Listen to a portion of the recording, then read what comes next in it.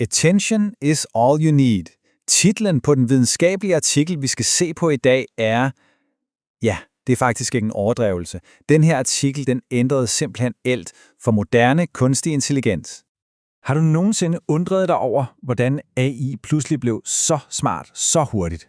Altså, hvordan i al verden gik vi fra de her lidt klodsede chatbots til noget som ChatGPT på, hvad der føles som et splitsekund? Det virker næsten som magi, ikke? Men det er det slet ikke. Nej, svaret ligger gemt i en enkelt, men fuldstændig revolutionerende artikel fra Google i 2017. Den hedder Attention is all you need og blev skrevet af Vaswani og hans kolleger. Og det er her, det hele for alvor startede. Så lad os prøve at bryde ned, hvad det var, der gjorde den så, banebrydende. Okay, så for at forstå, hvorfor den her artikel var en revolution, er vi nødt til først at forstå det problem, den løste. Og i årevis var sprogmodeller fanget i noget, man kan kalde en sekventiel flaskehals. Før 2017, der læste AI-modeller på en måde, der minder lidt om, hvordan vi læser. Et ord ad gangen, i en lang rækkefølge. Men forestil dig lige, at du skulle læse en hel bog ved at kigge på et enkelt ord ad gangen gennem et lille bitte sugerør. Du ser ordet lige nu, men du glemmer lynhurtigt, hvad der stod for bare et par sætninger siden. Lidt i den stil fungerede de gamle modeller. De her modeller, de hedder Recurrent Neural Networks, eller RNR. Altså, de var da smarte nok på deres egen måde, men de havde en kæmpestor fatal fejl. Fordi de netop læste ord for ord, var det som om, de havde en ekstrem kort hukommelse. Når de nåede til slutningen af en bare lidt lang sætning, havde de totalt glemt, hvad der stod i starten. Hele konteksten, den forsvandt simpelthen. Og det gjorde den både langsom og ret begrænset. Og det var ikke bare noget, man gættede sig til. Forfatterne af artiklen skrev det sort på hvidt. Uanset hvor meget man prøvede at optimere de her gamle modeller, så var selve det her sekventielle, det var en fundamental begrænsning. Man kunne ikke komme videre, der skulle simpelthen en helt ny måde at tænke på til. Og det er så her, vi kommer til selve kernen i revolutionen. Ideen, der fuldstændig smadrede den der sekventielle flaskehals. Navnet er attention. Eller for at være helt præcis, self-attention. Så i stedet for at læse et ord ad gangen, så lad self-attention-modellen se hele sætningen på én gang. På et splitsekund kan den vurdere, hvordan hvert enkelt ord hænger sammen med alle de andre ord. Husk den der analogi med sugerøret. Jamen det her er som at smide sugerøret væk og se hele bogsiden på én gang.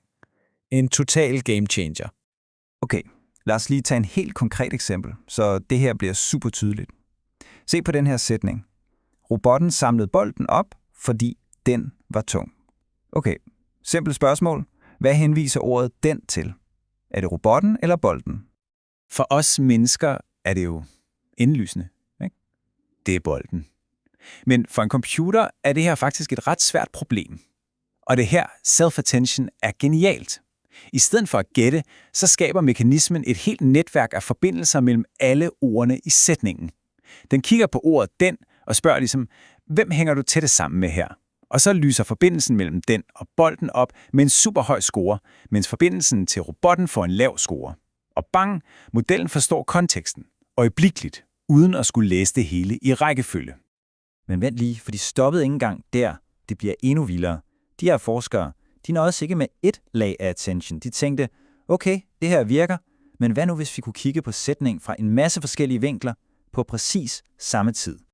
Og det her koncept, det kaldte de multi-head attention. Forestil dig, at du har 8 forskellige eksperter, der alle sammen kigger på den samme sætning.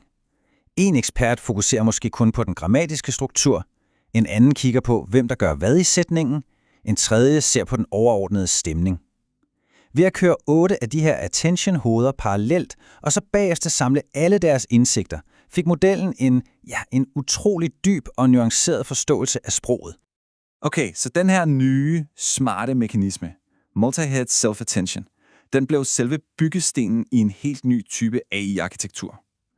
Og de gav den et navn, som du helt sikkert har hørt før. The Transformer. Her er en super forsimplet skitse af, hvordan den virker. En transformer har helt grundlæggende 2 dele. En encoder, som har til opgave at læse og forstå en sætning, og en decoder, der skal skrive et svar eller en oversættelse. Og begge dele bruger den her self-attention-mekanisme helt vildt. Men vent. Hvis modellen ser alle ord på én gang, Hvordan ved den så, hvad rækkefølgen er? Godt spørgsmål. For at løse det problem tilføjer man noget smart, der hedder positional encoding. Tænk på det som at give hver eneste ord et lille nummer, en slags adresse, så modellen altid ved, hvor i sætningen ordet hører til. Og her er vi ved det helt afgørende punkt. Fordi det hele nu kunne køre parallelt, altså på samme tid. I stedet for et ord ad gangen, så kunne man pludselig kaste meget kraftigere computere efter træningen. Man kunne fodre modellerne med fuldstændig absurde mængder data, og selve træningen gik, dramatisk hurtigere. Den der flaskehals, den var fuldstændig fjernet. Okay, teorien lyder jo rigtig elegant, men virkede det så rent faktisk i den virkelige verden? Jo, lad os kigge på de resultater, de fremlagde i selve artiklen. De valgte at teste modellen på en af de absolut sværeste opgaver på det tidspunkt. Maskinoversættelse. Og resultaterne, de var ikke bare lidt bedre. De var en ren knockout. Den nye model smadrede simpelthen alle eksisterende rekorder. Okay, prøv lige at se på de her tal. En BLUE-score er bare en standardmåde at måle, hvor god en maskinoversættelse er. Den allerbedste model, der fandtes dengang, et superkomplekst system, den fik en score på 26,3. Transformer-modellen, den landede på 28,4. Helt for sig selv. Et spring på over 2 point lyder måske ikke af så meget for dig og mig, men i den her verden, på den her specifikke test, var det fuldstændig uhørt. Det var et kvantespring, som fik hele forskningsmiljøet til at tabe kæben. Og nu kommer det, der måske er det allermest vanvittige. Transformeren var ikke bare bedre, den var også sindssygt meget mere effektiv at træne.